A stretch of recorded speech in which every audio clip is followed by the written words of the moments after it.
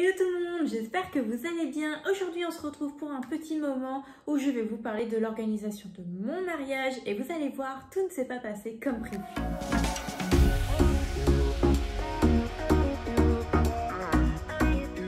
Depuis le lancement de ma chaîne, vous avez pu le voir, j'ai proposé plusieurs vidéos sur la thématique du mariage. Alors pourquoi ça tombe sous le sens? C'est que tout bêtement, je suis moi-même en pleine préparation de mon mariage qui doit avoir lieu l'année prochaine, en septembre 2022. Donc ça y est, le chrono a commencé à tourner pour moi.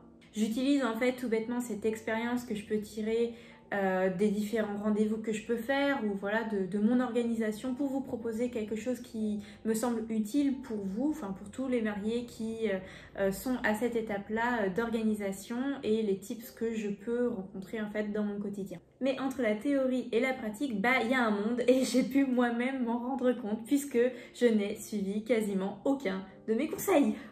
Ça me donne chaud tout ça.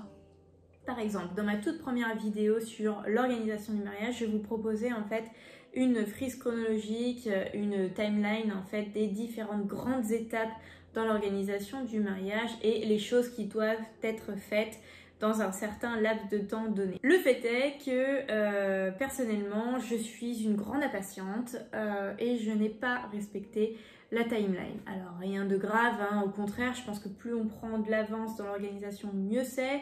Mais voilà, je me devais de vous le dire. J'ai déjà des choses que j'ai déjà réalisées en fait dans l'étape 6 à 4 mois. Je sais, si folle. Oui, mais pourquoi? En fait, tout simplement, j'ai voulu anticiper, comme je pense beaucoup, le Covid, hein, ce fameux coco qui nous embête bien dans nos quotidiens. Concrètement, où est-ce que j'en suis? Si je reprends un petit peu les grandes étapes, voilà, sur le 12 et 10 mois, en fait, qu'est-ce qu'il y avait concrètement? Il y avait la réservation, trouver le lieu et le réserver, le traiteur et mairie et église.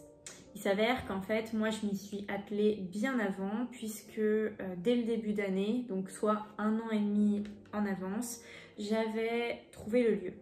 Alors c'est une étape où j'étais, on était tous d'ailleurs en confinement. Voilà, sortie de confinement, je me suis dit bon, on va éviter quand même de rester bloqué et de ne pas pouvoir visiter des lieux, donc autant tout de suite aller les visiter et bloquer le lieu qui nous convient. Et on a eu de la chance, tout s'est bien passé, on s'y est pris suffisamment tôt, bien que les couples qui ne pouvaient pas se marier l'année passée étaient aussi en lice. Le lieu a donc été trouvé, on a également réservé le service traiteur puisque le lieu en fait ne le proposait pas. Donc voilà, on a trouvé, on a fait d'ailleurs une super dégustation en famille, c'était vraiment un moment magique, j'ai adoré ça. Et franchement, je vous invite à en faire de même pour avoir plusieurs avis, même si évidemment l'avis des mariés prévaut. Ensuite, on s'était renseigné pour la mairie et en fait, je ne pouvais pas avancer à cette époque-là puisque les dossiers ne pouvaient être déposés à la mairie que 1 an en avance. C'est largement suffisant. Donc en fait, je l'ai fait le week-end dernier. Je suis trop contente. A priori, pas de souci pour notre date, donc en septembre 2022. Plus qu'à attendre la confirmation, mais normalement, tout devrait bien se passer. On entame également les démarches auprès de l'église puisque nous souhaitons une cérémonie religieuse. Donc tout ça suit son cours, pas d'inquiétude là-dessus et pas de surprise à ces étapes-là. Sur le deuxième trimestre 2021, on s'est aussi attelé en fait à rechercher photographe et DJ. Alors oui, ce sont des prestataires que j'avais dit de réserver entre 9 et 7 mois si je dis pas de bêtises avant la date de votre mariage. Bon encore une fois, j'ai fait des miennes et je les ai réservées bien plus tôt que ça. Mais pareil, en fait, mon angoisse c'était le confinement, un confinement encore. Donc autant les bloquer et s'assurer qu'a priori ces prestataires-là sont bookés. Donc au moins j'ai l'esprit tranquille sur les prochains mois. Voilà, ces prestataires-là sont donc bookés, très bonne rencontre humainement parlant, normalement il ne devrait pas y avoir de soucis non plus avec ces prestataires. Pour le DJ, on organisera en fait un rendez-vous l'année prochaine, donc juin prochain, 3 mois avant la date du mariage pour en fait finaliser un petit peu notre liste musicale, voilà. Tout ça se fera donc l'année prochaine, en attendant il est réservé, c'est tout. Une chose que je ne m'attendais pas à réserver non plus si tôt, c'est la robe, je sais. Encore une fois, dans cette vidéo-là, je vous disais de ne pas le faire trop tôt parce que vos corps peuvent changer, c'est vrai. Bon, je n'écoute pas mes propres conseils, donc vous pouvez en faire autant. Pendant l'été, tout simplement, l'histoire des masques et des consignes sanitaires n'était pas forcément respectées et du coup, il y a eu une grosse communication de la part du gouvernement à ce moment-là. J'ai eu peur qu'à la rentrée, ce soit compliqué pour moi de faire des essayages de robes. Déjà en début d'année, on m'annonçait qu'il ne fallait que 2 accompagnants et je n'ai eu le droit qu'à 2 accompagnants lors de mes essayages, ma maman et ma petite sœur. Mais voilà, je me suis dit autant assurer le coup, surtout qu'en plus, en appelant en plus le magasin dont j'étais persuadée que ce serait le magasin où j'achèterais ma robe, en fait, ce magasin n'avait plus de disponibilité avant quasiment la fin d'année, tellement il y avait du monde, des mariés voilà, qui cherchaient leur robe. Je me suis dit autant assurer le coup parce que on n'est pas sûr que je puisse finalement faire mes essayages d'ici la fin d'année. Autant faire donc des essayages cet été pour au moins, j'écoute quand même mes propres conseils, savoir quelle est la forme qui me va le mieux. Mais voilà, je préférais ne pas me fermer de porte et voir concrètement si je n'avais pas un coup de cœur sur une autre forme et du coup être prête pour mon rendez-vous de fin d'année. Il s'avère que tout ne s'est pas passé comme prévu. La personne qui tenait le magasin était vraiment humainement mais super sympa, très accueillante. Elle a su me mettre à l'aise, me conseiller. On a fait en fait des essayages par élimination, c'est-à-dire qu'en fait on prenait un style, elle me faisait essayer, je validais ou pas et on passait à l'étape d'après pour ne se fermer aucune porte. Et j'ai trouvé en fait ma robe. Finalement, voilà, quand je l'ai mise sur moi, c'était évident. C'était évident d'ailleurs pour tout le monde. On a un petit peu tous versé notre petite larme, donc on s'est dit pourquoi attendre plus longtemps. Voilà, le coup de cœur est là, qu'attendre de plus finalement que ça quand on essaye sa robe de mariée. Donc je suis vraiment ravie, j'espère que ça se voit parce que c'est quelque chose que j'attendais depuis toute petite et je n'ai pas eu de désillusion ou ça n'a pas du tout été compliqué en fait pour moi de trouver cette robe là. Voilà, c'est pour une fois que je fais les choses simplement. J'ai trouvé voilà, tout de suite et ça a été le coup de cœur. Donc ma prochaine étape pour ça, ce sera les premiers essayages. Et donc j'ai dû chercher en fait ma paire de chaussures. Puisque pour les premiers essayages, sachez-le, il faut avoir sa paire de chaussures définitive. Plus récemment encore, je vous ai proposé une vidéo sur les alliances. Et j'ai beaucoup de choses à dire aussi sur les alliances. Dans cette vidéo, je vous expliquais qu'en fait, l'or blanc, aujourd'hui nécessitait beaucoup d'entretien et notamment cette histoire de rodiage. Pour moi, je pense que vous l'avez senti dans cette vidéo, c'est une vidéo où le côté pratique primait sur le côté coup de cœur, on va dire, voilà, sur ce qui me plaisait. Puisque, vous voyez, ma bague de fiançailles est en or blanc. Et en fait, c'est vrai que cette histoire de rodiage m'embêtait un petit peu de ne pas l'avoir au doigt et je me faisais à l'idée de finalement prendre de l'or jaune. Sauf que je n'aime pas ça, la différence d'alliage. Je m'y suis confrontée, j'ai essayé et vraiment ça ne passait pas. Et je n'arrivais pas à me faire à l'idée de la porter à l'autre main. Voilà. Pour moi, ça ne marchait pas. Pour certaines, ça peut le faire. Voilà, il y en a qui apprécient au contraire d'allier plusieurs types d'alliages, les 3 ors par exemple. Mais sur moi, je ne sais pas, ça n'allait pas. Donc j'ai revu mon jugement.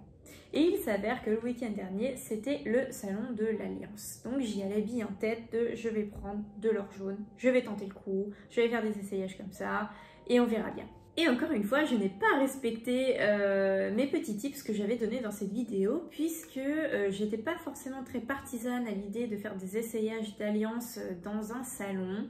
C'est vrai que ça a été compliqué, ceci dit.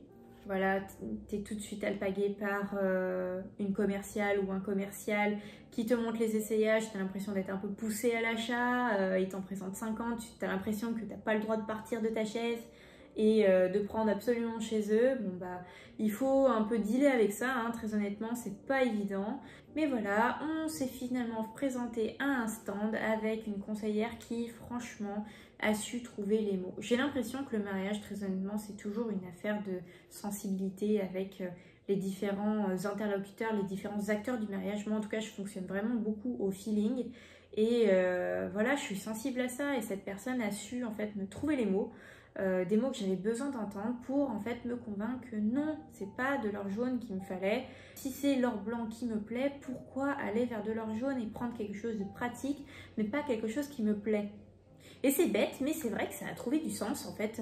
La lumière s'est allumée dans ma tête et je me suis dit, mais attends, le mariage c'est une histoire de cœur. T'as tout fait au feeling et quasiment au coup de cœur. Pourquoi tu le fais pas pour la bague que tu vas porter toute ta vie? C'est stupide. Donc du coup, bah écoutez, j'ai eu un réel, encore une fois, j'ai l'impression d'avoir tout le temps des coups de cœur. Moi je dois être la nana qui a le plus de coups de cœur dans sa vie. C'est un truc de malade. Un peu folle hein, celle-là, non mais c'est clair. Non mais voilà, j'ai été vraiment séduite par cette bague, mon compagnon également, et c'était pas gagné parce que bah, il n'aime pas ça du tout, porter des bagues, des bijoux, et finalement voilà, ça a trouvé également du sens quand il l'a mise, ça lui ressemblait, vraiment c'était quelque chose qui lui ressemblait tout bêtement, donc banco. Mais c'est vrai que l'or blanc c'était pas quelque chose de forcément prévu, mais bon. Quand le cœur parle, il faut l'écouter. Pour ce qu'il reste à faire maintenant, bon bah voilà, on est largement dans les temps puisque le compte à rebours ne vient juste que de démarrer pour septembre 2022, donc on est largement dans les temps. Mais globalement, qu'est-ce que ça va être? Ça va être la partie papeterie. Voilà, il va falloir chercher nos faire-part, notamment d'ici, je pense, allez, le premier trimestre 2022. Sur le thème du cinéma, puisque c'est le thème que nous avons décidé pour notre mariage. Ensuite, le costume de monsieur, pareil, donc je pense d'ici début d'année prochaine, ce sera trouvé, j'espère, croisons les doigts. La décoration du mariage, pareil avec le fleuriste notamment. Donc ça, on va attendre un petit peu, ça sert à rien de se précipiter. Ça, c'est dans les 3 derniers mois qu'il faut un petit peu se lancer là-dedans. Donc on a encore une fois le temps. Et également, d'ici début d'année prochaine, je voudrais commencer à rechercher donc notre voyage de noces en espérant, je croise tout ce que je peux croiser, que Coco aura disparu. Ce serait bien qu'on soit tranquille avec ça. Croisons les doigts, croisez les doigts pour moi. Et voilà, et bien évidemment, tout ce qui est préparation de la mariée, coiffeur, make-up, etc. Donc ça, on a encore le temps de voir venir tout ça. Et voilà tout le monde, j'espère que cette vidéo vous aura plu sur mon petit focus sur ma situation actuelle concernant mon mariage. Voilà, en gros, si je peux faire un rapide résumé, ça avance beaucoup. Je suis très contente de ça d'ailleurs parce que voilà, j'adore ça. Je suis en plein dedans et vraiment ça rythme mes journées et franchement, j'adore. Pas de stress à l'horizon, bien au contraire, on s'y prend suffisamment tôt pour en plus profiter, faire des choses sympas. Il y a des belles choses qui vont arriver. Donc voilà, le but c'est vraiment encore une fois de ne pas forcément écouter ce qu'on dit à la lettre. Si vous vous y prenez un petit peu en avance ou comme moi, beaucoup en avance, bah ça vous regarde, c'est votre mariage, c'est votre ressenti, profitez de ce moment. Normalement il n'y en a qu'une fois dans une vie, donc autant en profiter un maximum et ne pas avoir de regrets, ne pas faire les choses dans l'urgence, ça gâche le moment. Donc profitez de chaque instant. En attendant, bah, n'hésitez pas à me poser des questions dans les commentaires sur votre organisation du mariage. N'hésitez pas, j'y répondrai avec plaisir. Et écoutez, à très bientôt. Ciao!